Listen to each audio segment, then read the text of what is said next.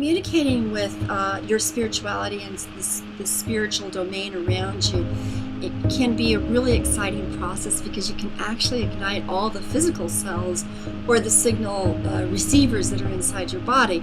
I know that inside every single one of your cells there are a lot of signal receivers, receptors that can be turned on and can receive information. So in order to really know how exciting it is that you get to be spiritual and physical at the same time, you want to be able to say, okay, what is my physical body when it's just in touch with this situation? Okay, I'm talking to an individual friend, I'm eating a meal, I'm doing household work, I'm washing dishes, I'm doing my paperwork at office, I'm driving a car.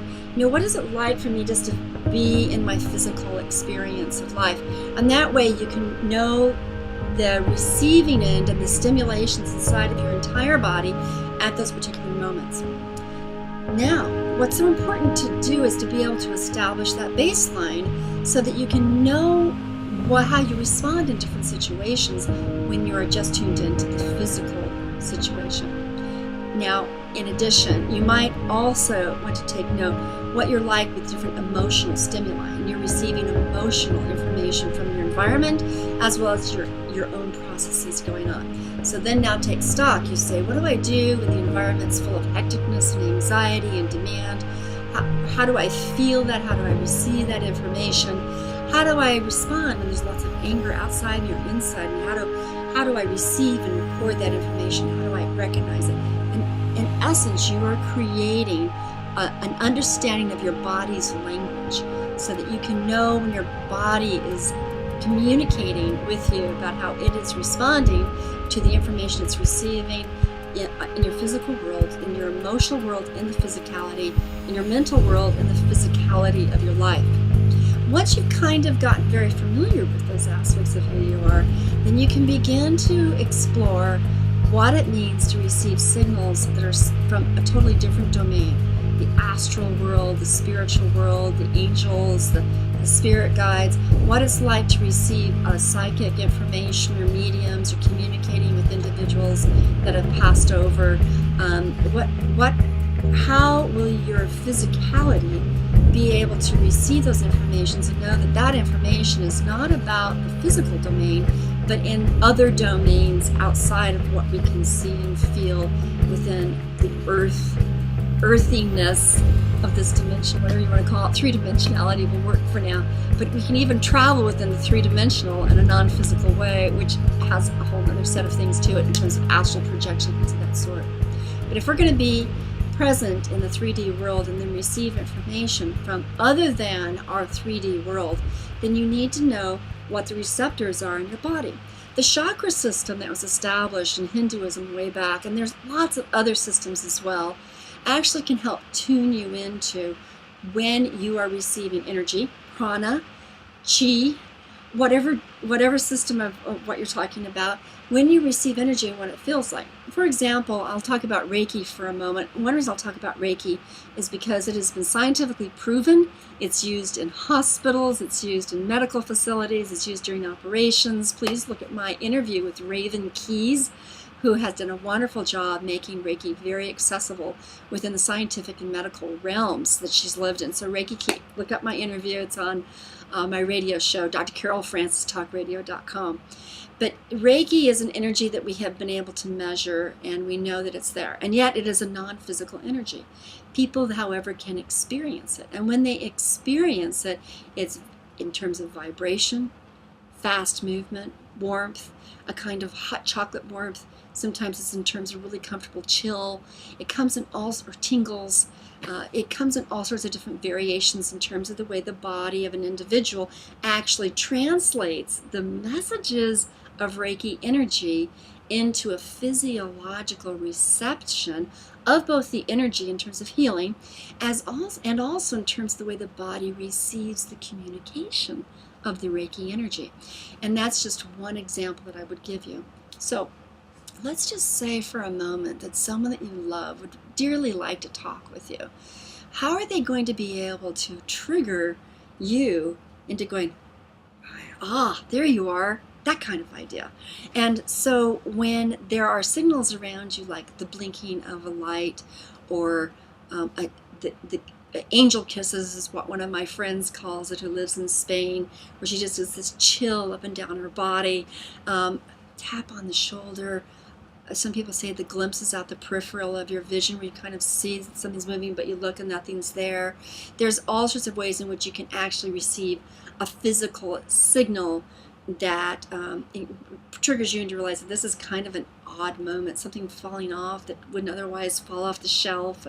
The little signs that come around, the coincidences or synchronicities that come along, so that you begin to pay attention to the physical responses you have to all of these physical signals that you have. But wonder if inside you, somewhere, you can hear their voice. You can smell their presence. You can radiate that, they're here. It's a knowing that is other than the physicality, and yet because you're in a physical body, you might also be able to receive the message by the way your body is stimulated into being able to commune with the moment. So if, let's say, you feel something brushing up against your shoulder and you look and there's nothing there, is it possible then right after that moment you can just kind of settle into baselining what your body would normally feel in that room at that time, and then say, okay, keep talking to me, and then see if you can feel the stimulation beyond your typical physical responses to a normal, typical environment, and see if you can commune with the presence of that other individual. It's quite powerful. It's quite wonderful. It takes, for some people, a leap of faith until they can see, or they have proof to know, is this my imagination? Is this my wish? Is this my narrative of healing I'm trying to create for myself? Or is this person actually with me? So understand that there is a little bit of that puzzlement.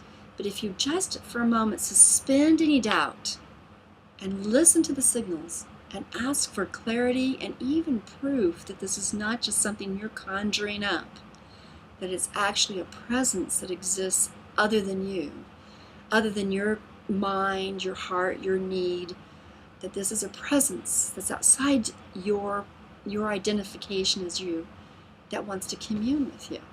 And often the proof will be there. Listen. You can listen with all sorts of your chakra systems. So take a moment just to kind of tune into that. For those who don't know about the chakra system, please go investigate, and I'll talk about it in another video. However, for those of you that do know the chakra system, you might be able to tune in the one of your chakra systems that's very actively can tune in to different aspects of what's going on. So let's say that you have a friend that has died, passed over, and wants to connect to you.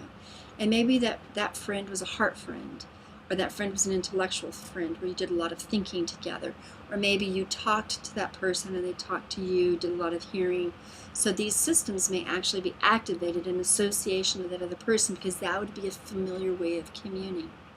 In addition, as you have opened up your chakras, and as you know what it's like to activate the energy, to stir it into health, to waken it up, to clear it out, to clean it, to enjoy and do the dance of each of those, understand the different types of energy that seems to be radiated or experienced by your body, then you can sit in the baseline of that and say, okay, now activate my chakras in the presence of your pranic energy, your chi, your spirituality, and let's commune on the level of that. So, for example, those individuals who channel, or those individuals that feel the mediumship through their throat and there's a lot of communication, they may feel an activation of the throat chakra very lively through heat, through vibration, through an impulse to move, to use, to be utilized. They may feel a very, very strong sense of it here, as if this is the place that the energy is being directed and manifested.